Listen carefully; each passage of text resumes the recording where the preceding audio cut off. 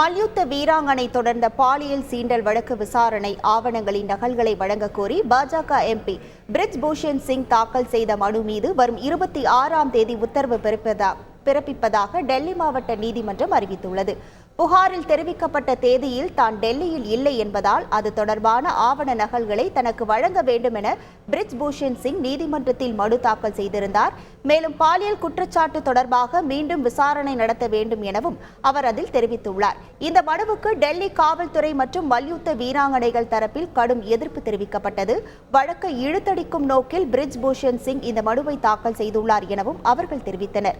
இந்த நிலையில் பிரிஜ் பூஷன் சிங் மனு வரும் 26ஆம் தேதி உத்தரவு பிறப்பிக்கப்படும் என நீதிபதி பிரியங்கா ராஜ்புத் தெரிவித்துள்ளார். செய்திகளை உடனுக்குடன் தெரிந்து கொள்ள உடனே சப்ஸ்கிரைப் பண்ணுங்க.